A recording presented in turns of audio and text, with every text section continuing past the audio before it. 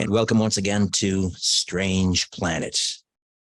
All right, it's been a while since I've conversed with the editor-publisher of a very, very important newsletter we're about to tell you about, World Affairs Brief, which is a commentary and insights on a troubled world. It's never been more needed than it is today. We're going to look at some very important developments in the United States. But first, let me introduce the editor and publisher, Joel Skousen. Joel, Happy New Year. Welcome back. How are you? Well, thank you very much. It's always good to be with you, Richard. We've enjoyed a long association over the years and have seen the world continue to spiral downward as we comment about it. Yes. And we were just saying before we pushed record, this is, I think, our first face-to-face, thanks to the technology of Zoom. And I think we've known each other probably 15 years or so. So it's great to finally to see you. Yes, the same here for me.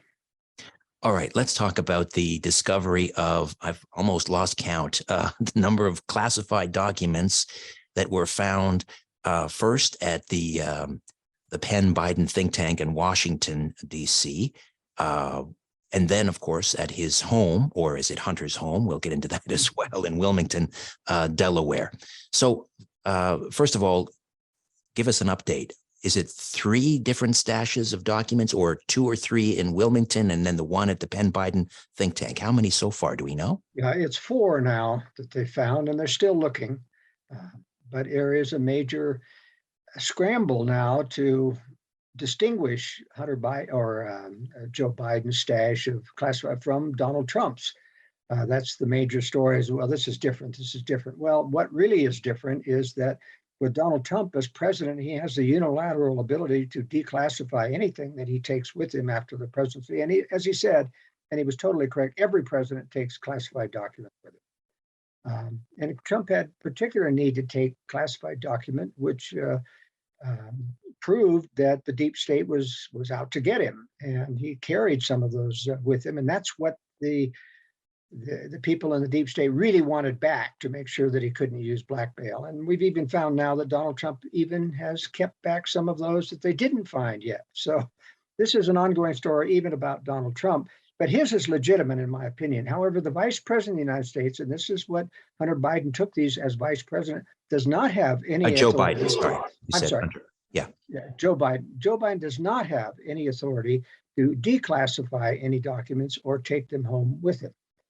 And so Donald Trump has rightly said the National Archives is prejudiced against him because they didn't go after Joe Biden and his stash. They weren't concerned about it until it was made public. And as I say, there's going to be a major cover-up. Merrick Garland, the Attorney General, has created a special prosecutor who ostensibly is a conservative.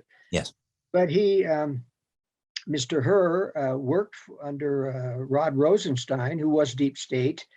And it's hard for me to believe that Rod Rosenstein would have picked as an assistant, someone who didn't share his deep state background, because certainly that assistant would have been involved or understood some of the things that Rod Rosenstein was working with and covering up. And this is not strange at all. You take Brett Kavanaugh. Brett Kavanaugh's been deep state ever since he was number 2 to Ken Starr in covering up for the Vince Foster murder. He did have a relatively conservative judicial career as a judge, and so he got now on the Supreme Court.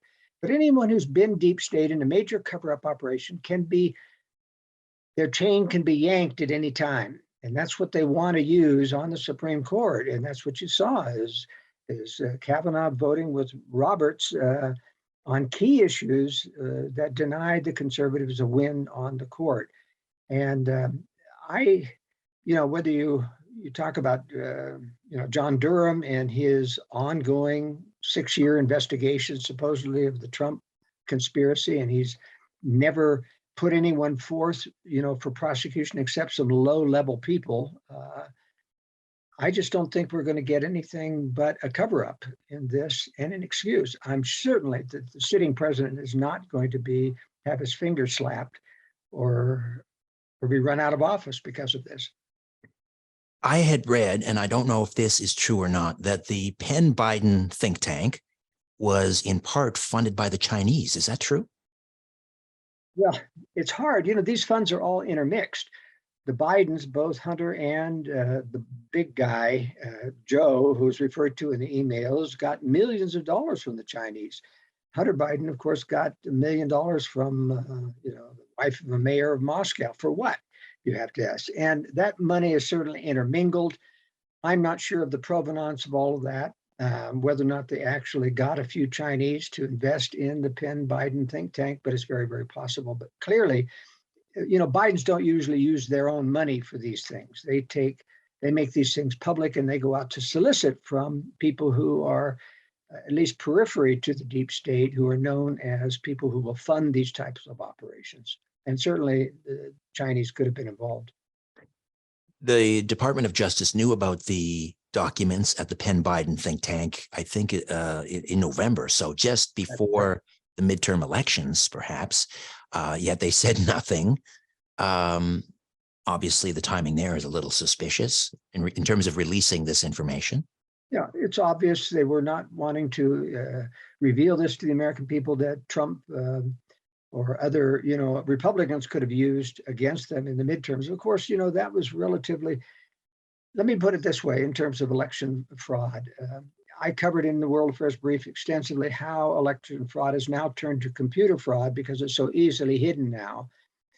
But still, you have Democrats still putting in phony ballots in the ballot boxes. You have a little bit of that. It's not to any degree what it was in 2020, when you had literally truckloads of ballots being delivered to the various counting centers in the middle of the night after they had supposedly shut down. But because they've gone mostly electronic fraud now, which is very easy to do because you can now insert programs which determine a certain percentage outcome at the very end, it's impossible to trace because they erase the program after it's done its duty. And then if you do a recount, the computer comes up with the same result every single time. I mean, it's just brilliant. The only way to get around that, of course, is to have hardwired election computers that don't have a software input. And of course, you could do that even with existing computers if you didn't allow any internet access once the election had started, so that no one could intervene and insert a program. You could seal those computers so that can't happen. But what I'm just saying is that the key point is that they still have to, the Democratic Party is built on a lot of election fraud at the grassroots level, a lot of corruption in Illinois and Chicago and in New York and California, of course, that operates this stuff. But now, the neat thing about computer fraud is that they can work what happened in 2020.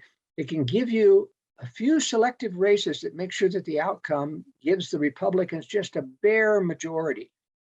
And this is what we saw out, of course, in the McCarthy speakership. Is Republicans could only afford to lose 4 votes to lose their majority in the Senate. So it becomes very easy to manipulate. Now, had they done enough fraud that the Democrats completely defeated the Republicans, everyone would have smelled a rat, because it was supposed to be an overwhelming Republican victory. Now they made it just a barely Republican. This is very sophisticated type fraud. You pick and choose races. They didn't, in fact. Particularly, sorry, Joe, particularly when you have a number of liberal Republicans, and we'll talk about McCarthy and his, compromising, where you can easily swing over enough liberal Republicans to the Democrat side so that the majority means nothing anyway. Yeah, that's right. Yeah, and so that's the problem, is that, you have a lot of RINO Republicans that are elected to the Senate. We see this. What's interesting now, though, Richard, is that ever since the Trump presidency, so much of what the deep state does in manipulation in politics has become very, very public. It has become very easy to trace. It isn't that it all started during the Trump regime. It's been going on for years and well honed. And that's why, as we get in and talk about the McCarthy speakership, the Republicans who are mainstream Republicans are complaining about the Freedom Caucus, because you see, why give them a chairmanship? Why give them a hierarchy on these committees? Because we've been there for years and we deserve the chairmanship because we've paid our dues. The problem is they don't realize those dues were paid unfairly for decades. because all of the speakers have been mainstream RINO Republicans, that is, Republicans in name only, and have been picking their fellow conspirators to be part of key committees. So that's how they got the seniorityship, and that's why it was unfair from the very beginning. Right. So Under this John really- Boehner and Paul Ryan, at the exclusion of the real conservatives, they were pushed out. And so now they want they want the gavel. They think they're entitled because they've been sitting there longer. Now, just getting back to the classified documents for a moment, because I wanted to touch on then the discovery of, I guess, 3 different stashes of documents at the home in Wilmington, Delaware. And Joe Biden said, "Hey, there's nothing to worry about. It was in a locked garage with my Corvette." But there is a problem, and it appears as if that residence was being rented by Hunter Biden. Well, so much of the Biden's affairs are intermingled between Hunter and his brother James and Joe Biden. And they've used Hunter Biden and James Biden, his brother, to cover for a lot of the financial dealings that have been going on that are directly supporting Joe Biden. And this is just one more thing that has been uncovered, is that this looks like it was a Hunter rental and clearly not secure. I mean, how secure is a garage? I mean, you know how easy it is to break into a garage door. At least Trump had those in a locked safe room, etc. So they were accountable, but not the Biden. I mean, this was stashed in a garage, and you can't tell me that it's locked. I mean, a garage door opener can be opened with a code reader just instantly. There's just no security in a garage at all. Plus, Joe Biden spends so much time, I think 200 days so far during his first term, 200 days already he spent in Wilmington, Delaware. And there's no record of who comes and goes to see him. So who knows who could have had access? Remember, there's more than one house that he has in Delaware as well. So no one has revealed where he goes, because these records are kept very, very classified, especially the logs about who comes and he talks to. And that's what Americans want to know. Who is lobbying the president during these visits in Wilmington when it's all kept secret? And unlike at the White House, where there are official logs that are kept and have to be part of the presidential library that we can research, but not so at the Wilmington residences, because there's at least a beach house and a main residence in Wilmington and one other that I've heard about. And God knows who Hunter Biden has dragged home after a night of imbibing. Hey, let me show you my dad's classified documents. I mean, how much trouble is Joe Biden in? Do you think is Merrick Garland, in the interest of the appearance of fairness, going to have to come down hard on him? There's also a theory that these revelations they were leaked by Democrat insiders who want to push Joe Biden aside. Well, that's very real. There's a real strong movement within the Democratic Party to get a stronger candidate for 2024. Even though they're going to use election fraud. I just have told my readers for years, we're never going to win another election again in a way that matters in a significant way. But I think the fact that Merrick Garland chose a Republican conservative to run this as special prosecutor indicates that it's going to be a cover-up. And I think he's a cover for that. He's a wolf in sheep's clothing and is going to cover for this. I think it's going to be a slap on the hands if there's anything. But whatever it is, they won't find any criminal wrongdoing. So there'll be no prosecution. They will find that it was improper. He'll apologize, but I think that's going to be the extent of it. Remember, right. One of the promises of being part of the deep state, even as a puppet, is that we promise you immunity from prosecution. And the only reason that is ever broken is like in Rudy Giuliani's case, if you get so off base and so drunk and so stupid and do say, that they have to let you go down. But generally speaking, that prosecution holds if you're at all careful. Right. So look at all the people who are involved with Jeffrey Epstein, and they've absolutely shut down the revelations of who the powerful people that visited his compound, multiple compounds. Exactly. For the first time in history, we don't have a client list. Well, not the first time in history, but anyway. So do you discount the theory, though, that this is being orchestrated by someone inside the DNC, maybe someone inside the Biden White House who's trying to push him aside, maybe clear the way for, I don't know, Gavin Newsom, or maybe even some have offered up the idea of Michelle Obama? Well, my feeling is that Biden is such a controlled entity of a powerful, deep state behind running this entire administration. Biden doesn't do anything basically except what he's told, that it doesn't take a machination by a Democrat to get him out. I mean, literally, he is there at the behest of a secret group of people who run his administration, and they can simply tell him to retire, and he will. So I discount that certain Democrats have to go through a very convoluted process in order to get him out of there. You mentioned Trump is holding back some documents. Would these pertain to Ukraine and the influence peddling and the money laundering going back to Joe Biden during his vice presidency? It's hard to say. I'm not an insider. I don't know what he's holding back, but I know that there is, a lot of skullduggery that went on against Donald Trump, and he's got to have some information to protect himself. And I just can't comment, with any authority on it because I don't know. You're right. Incidentally, let's let people know how they can subscribe to World Affairs Brief. A World Affairs Brief is showcased on my website, worldaffairsbrief.com. And on the left-hand side, there's a little phrase that says request a sample. You just click on that and it tells you how to subscribe. It's only $48 a year, about $1 a month. But my analysis is unique. I now analyze from the standpoint of what the deep state is doing to the United States, and I cover Canada in terms of, Justin Castro Trudeau, and I'm absolutely convinced that this is a bastard son of Fidel Castro that's running Castro. He looks almost identical to him. And you scour the foreign press. How many languages do you speak? Foreign languages? 6. 6. Wow. And so it's been a long time since I was semi-fluent in a lot of those, and I haven't been overseas since the COVID thing. But I still read fluently in many foreign languages, which allows me, because there is a lot that comes out, especially the German press, sometimes the Italian press, and the French press that doesn't get to the United States. We have a very closed system. Even Reuters, out there in Germany, and Reuters in Europe is different than Reuters in the United States.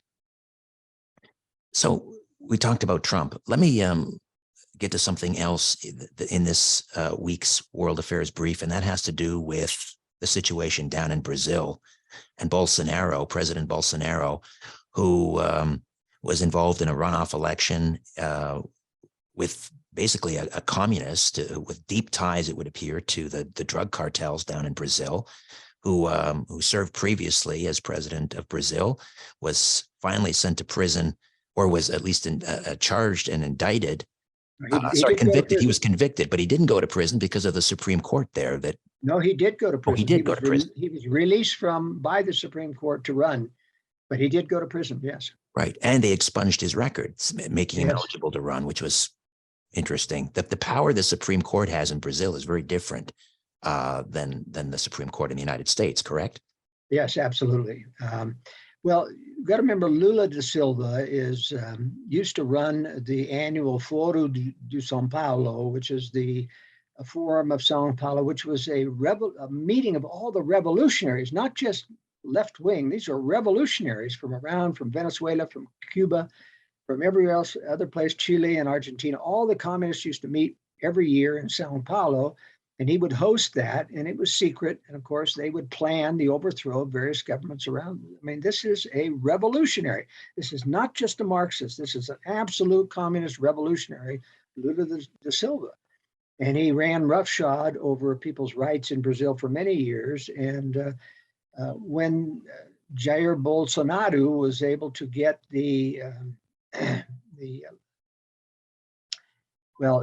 he basically stacked the judicial department, with enough conservatives that they were able to prosecute him and send him to jail for corruption. And it was really severe corruption. drug kingpins building a house for him on the beach and other types of things that was uncovered, and he was sent to prison for that, which made him ineligible to run. Jair Bolsonaro was got guns back in the hands, made it legal for Brazilians to get guns for their own protection, which was a big thing. But he was labeled as the Trump of South America and vilified. And in fact, he was stabbed in an assassination attempt when he was running for president, and he still suffers from abdominal problems. He's in a hospital right now in Florida. And of course, the left wants him exiled back to Brazil because they want to prosecute him for insurrection, just like Donald Trump. I mean, Yeah, they had their own January 6th a few, I guess, weeks ago, when tens of thousands, maybe hundreds of thousands of Brazilians stormed their parliament.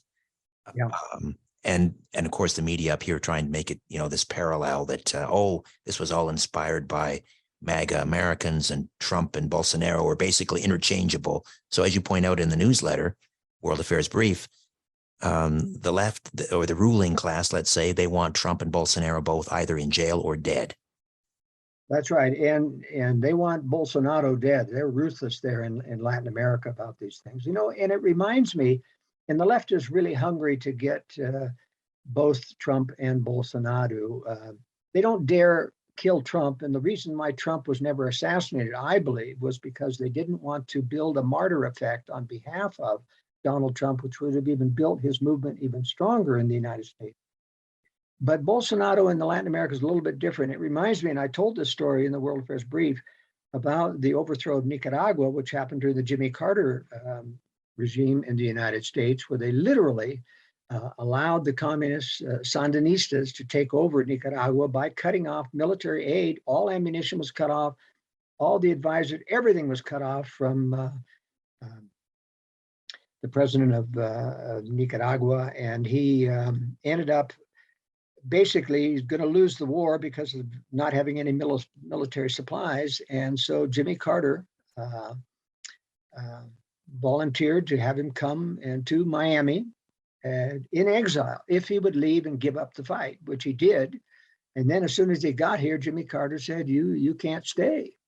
And they kicked him out of the country. And he went and finally found the only right-wing, so-called right-wing in Paraguay, General Stroessner, let him come there. And then the left hunted him down and assassinated the president of Nicaragua there in Paraguay. So it was a very sad thing. And I think that's what they want. They want Bolsonaro out of the United States where he can be assassinated in Brazil. And I think you'll see that happen if they exile him.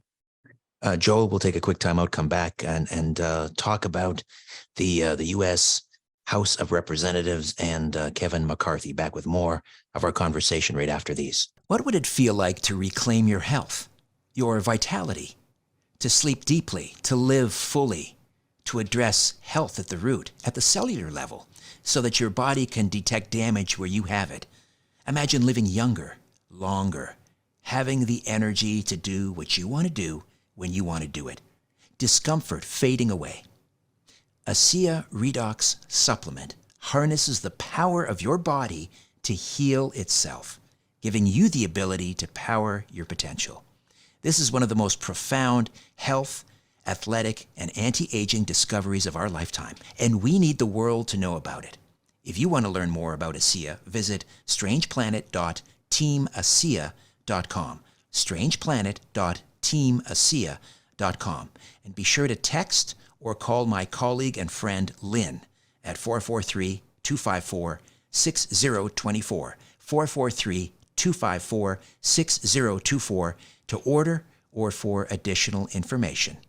ASEA Redox Supplement. It's truly wellness redefined. Joel Skousen, editor-publisher, World Affairs Brief. Once again, Joel, how do we subscribe? World Affairs Brief is .com is the place to go and click on Request a Sample. It tells exactly the various ways you can subscribe, either for 1 year, 2 years, or even a month.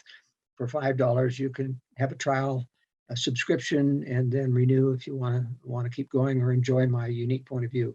Let me just point out before we move on to McCarthy that The seminal work was written by the president of Nicaragua himself, Somoza? Anastasio Somoza. And he names names. He tells you who he met with the State Department, how they betrayed him, how the CIA got involved, who shipped arms from the United States and allowed the arms shipments to go through to the communists. It's a brilliant book. It's called Nicaragua Betrayed. It's still available on Amazon. I recommend people read it. If you want to get an inside story on how the United States brings communists to power, and the purpose of that, it's very interesting, is that people don't understand, so many people don't understand that the globalists are running these conspiracies, and it's not a communist conspiracy. The globalists are using communists to break down certain countries. Like even in the United States, they sponsor the BLM and Antifa people to break down and cause social unrest. Not because they themselves are communists, because they want the communists to create the crisis that allows them to come back and provide you a solution that you would not otherwise accept. And that's what the globalists are doing. And that's why communism is still being, supplied and helped in Russia and China. Well, not so much in Russia anymore, but China, to create two enemies that will eventually bring us to a world war, a third world war. So it's a very complex situation out there that you need to understand. One more point on Bolsonaro, and that has to do with the military in Brazil. Where are they in all this? They said that because there's no sort of election oversight in Brazil the way they have ostensibly in the United States and other places. I guess the military, did they look into it and said, well, they didn't rule out that there could have been some election skullduggery, but where is the military? Did they side with Bolsonaro? Well, the military has the power to intervene and overrule the results of an election. They're constitutionally provisioned to be able to have that power. And so Bolsonaro appealed to the military to look into the fraud thing, but the military was totally unequipped to go through and do the forensic type investigation that would be necessary to find election fraud. Now, what I mean by forensic is that you would actually have to go into the hard drives, because these programs have been erased after they've been used to create fraud. And one of the reasons, by the way, that fraud is suspected highly in Brazil, as well as in 2020, is Republicans in America won all over the place, but Trump did not. And the same thing in Brazil. Bolsonaro's party won everywhere except in the presidency. How is that? That's just a real anomaly. But you would have to go in and analyze the hard drives and find the bits and pieces of the program that were erased. And that takes a great deal of forensic ability to be able to do that, and and the military didn't have the time. So they just said, we can't find the information to say, and so they let it go down. But the people in Brazil, millions of them continue to protest. Is it possible at some point, the military will step in? I'm not sure. I can't help but think, as in every other Latin American country, and I've lived there for many years and know the languages, so they've all been purged of right-wing military people during the communist regime. That's what happened in Venezuela. That's what happened in Argentina. You purge your right-wing conservatives out of the military, so there is no chance of a coup. So even though the military has not been completely purged in Brazil, I think it's at least half purged. And so it's not a slam dunk thing. There is contention within the military itself. All right. Let's talk about the election after 15 ballots of Kevin McCarthy to the position of Speaker of the U.S. House of Representatives. The Freedom Caucus, which is about, I guess, 20 Republican representatives, won some major concessions from McCarthy. Let's walk through some of the more important ones. Let's start with the rules governing how legislation gets to the floor and so forth. Well, the Rules Committee is really a key element in the congressional path to passage of legislation, because it's the Rules Committee that, when they're controlled, they've usually been controlled by at least a 9-to-4 ratio with mainstream Republicans versus conservatives. So the conservatives could never overrule the Rules Committee. And, there's been a 72-hour rule, for example, for many years that you have to have 72 hours for the legislators to read the documentation before you vote on it. And the Rules Committee continues to say, we're going to waive that rule because we're up against the debt ceiling limit, for example, and we need this vote right away. So they always end up waiving the rule. So now one of the demands of the Conservatives was to change our vote. We want to have a majority on the Rules Committee so that we can determine that. And we want an ironclad guarantee you're not going to break the 72-hour rule. So that members can actually read the bill before voting. How novel. Yeah. And even that's almost impossible with a 4,000-page omnibus bill like they just passed. Right. And then will the Rules Committee also help to determine what legislation is voted on, and also in what form, instead of all of these omnibus bills, you get a 5,000-page document and all of this pork is crammed in there and it has nothing to do with the original intent of the bill. Will this Rules Committee be able to change that so that they vote on, I don't know, like simpler pieces of... Yes, each appropriations has to be voted on separately. Each amount of pork barrel politics for a particular state has to be voted on separately. And that is a logistical problem, by the way, because we're talking about hundreds of votes. And to get people to make sure you have a quorum to keep voting on these things and to get up to speed on each one of these is a difficult thing. The Rules Committee determines, for example, whether or not amendments will be allowed in the voting process. And that's a key element that they have exercised against Conservatives, not allowing amendments into an omnibus bill. So having control of the Rules Committee is going to be key to stopping McCarthy from what he did historically during the Trump administration. Well, the other key is that the motion to vacate the chair, they got McCarthy to agree that it would only take one vote, one person to stand up and, ask for a vote on whether McCarthy should vacate the chair. So this means that the Freedom Caucus will really be able to hold him to account. If he reneges on anything, they could go through this whole voting process again, another 15 ballots to elect a new speaker, right? Yeah, absolutely. And that's the only thing that makes good on these promises. These were written down in secret. They were only revealed after the vote in piecemeal. Not all of them were revealed by McCarthy or the Republicans. Just certain representatives came out and said, here's what I demand and here's what I got in promises. But the only way, they've had promises from McCarthy before, and he's reneged on those. And that's why they needed this single vote of no confidence to start up the process of voting for a new speaker. And it will hold McCarthy's feet to the fire. And, he had previously agreed on 5, but they wanted 1. And I think that's only because there's so much pressure on these congressmen to not buck the system, because they're ways still that McCarthy can work against them to make sure that what they want doesn't get done. There's a dozen different maneuvers that they haven't covered that he can, just if nothing else, by getting the other RINO Republicans to not support anything the Conservatives want to do.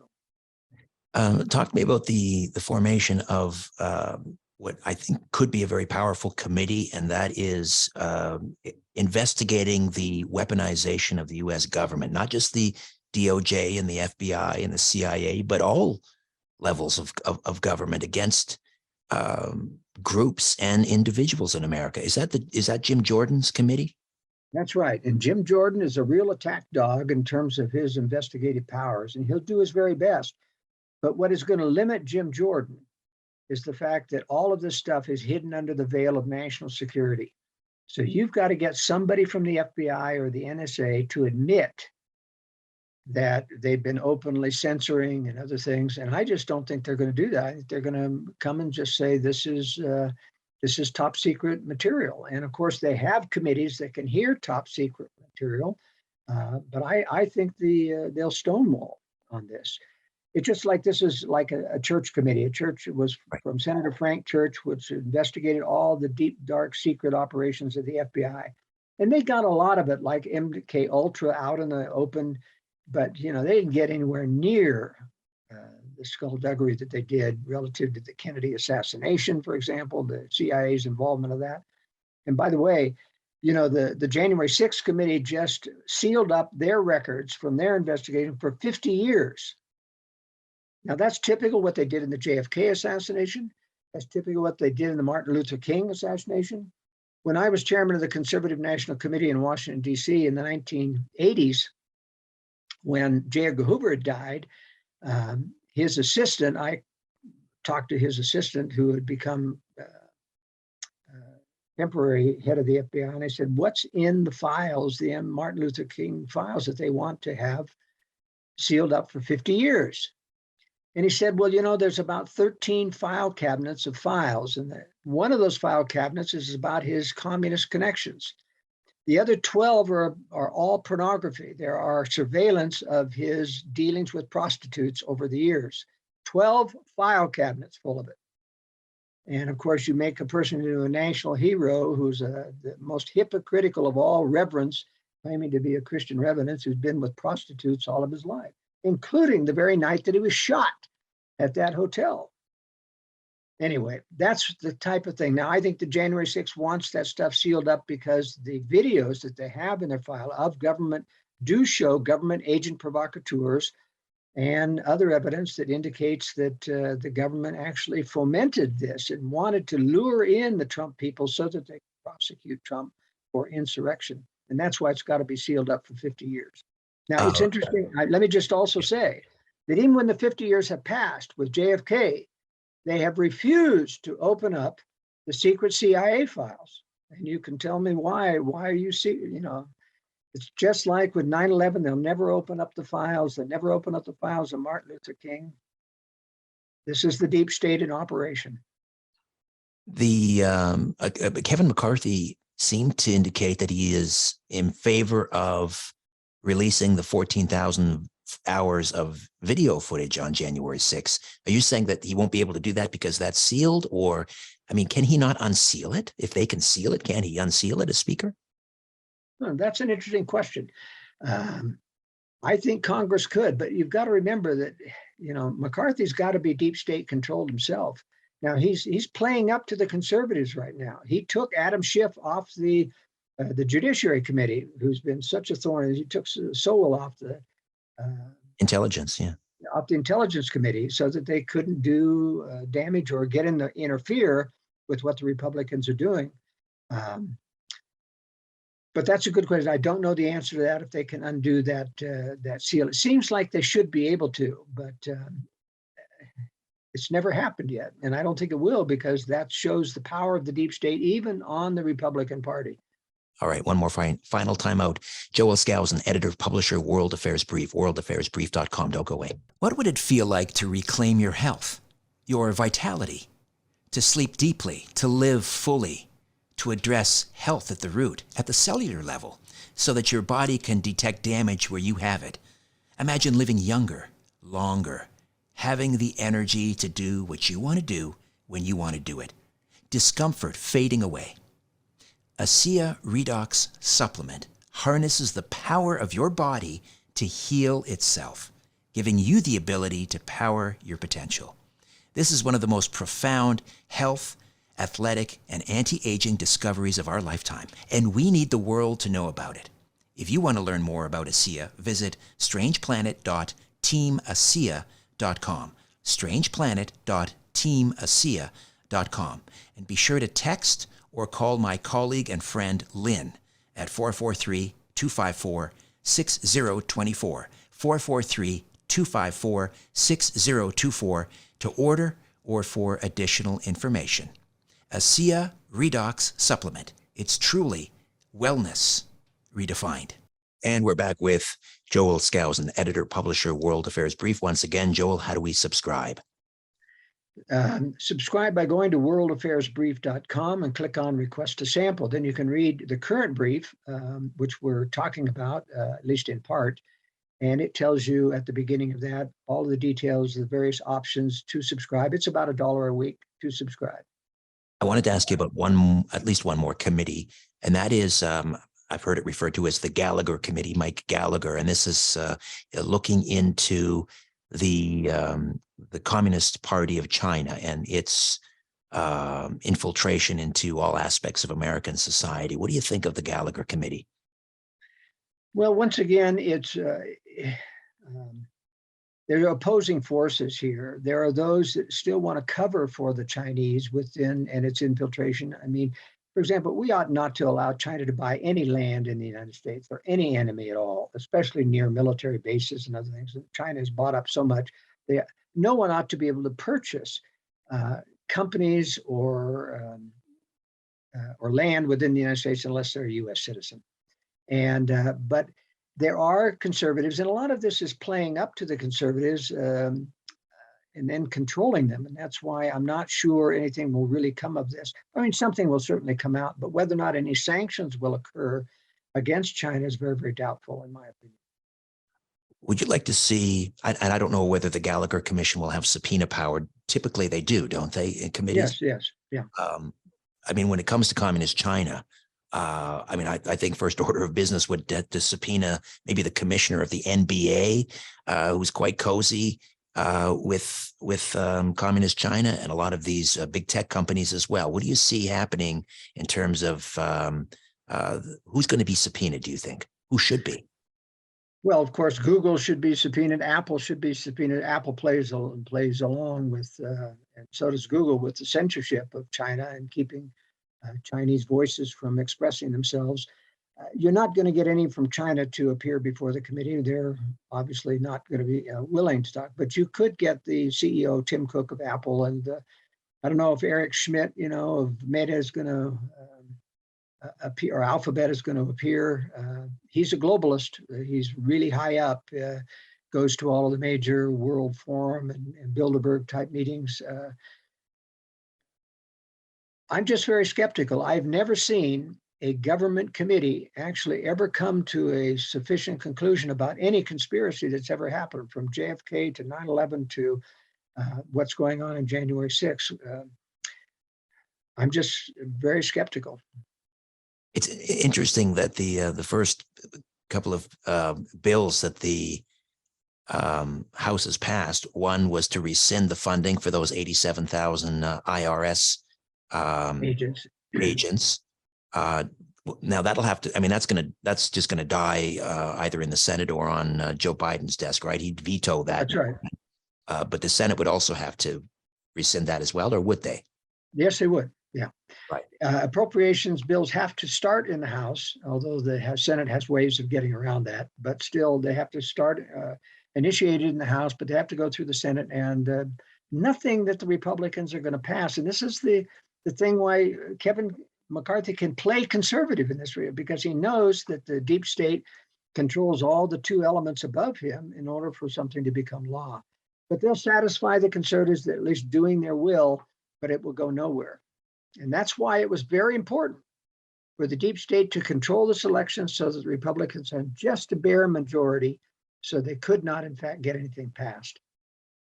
The other bill that they passed was the I can't remember the full name of it, but it was providing protection for babies that survived an abortion procedure.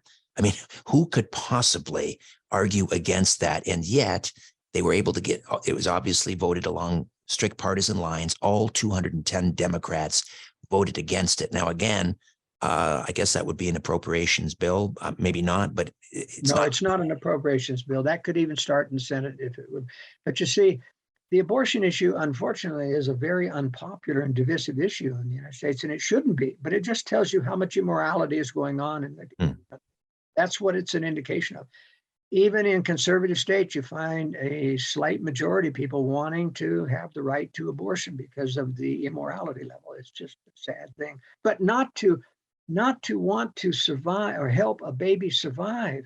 I mean, there was on the ballot in, what was it, Iowa, where the voters, a majority said, we don't want to protect the babies. I mean, I have no explanation for it, Richard. It's just, satanic. Let me give this warning, though. I can tell you that America has had the blessings of protection for centuries from the Lord, because we have been more or less, the majority have been a good people.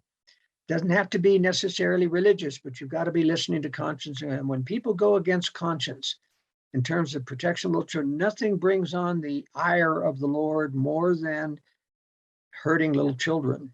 And we are risking losing the protections of the Lord for our Western nations because of abortion and many other things, and the idiocy of transgender confusion. I mean, this is just bizarre. Beyond. Yeah. Yeah. Just a quick word association. I'll throw out some names. Newly minted governor of Arkansas, Sarah Huckabee, your thoughts? She's banning critical race theory. She's banning the word Latinx. I mean, just some executive orders, I guess, in her first couple of days in office. But what are your thoughts on Sarah Huckabee, governor of Arkansas? I think she's a compromiser. Even Kristi Noem has been a compromiser and is in the hands of the Sanford health system, which I'm covering in today or this week's World Affairs Brief. Dramatic, compromise on her part. But I don't trust Sarah Huckabee. I don't trust her father. They've all been compromisers, but they play up to conservatives at the beginning. But when the crucial compromises come, they'll go the other way. And Florida Governor Ron DeSantis. I'm worried about DeSantis for a couple of things. One, first of all, he's a very smart guy. He's Yale educated, but he lets people know it. He's very, very proud of his Ivy League background. He's very ambitious. He wants to be president. His wife wants him to be president. She's a cancer survivor. But I'm very worried that the establishment has come out so much in favor of Ron DeSantis. Now, this could be because they hate Donald Trump so much. But it also could be, and we won't tell unless there's a real showdown between the two, if his support evaporates as soon as he becomes the nominee for president, then we might suspect that the establishment was only promoting him to get rid of Donald Trump. But I'm a little bit worried because, first of all, Ron DeSantis read the tea leaves in Florida, and he switched from being pro-vaccine and other things to being against the mandates, et cetera, later on.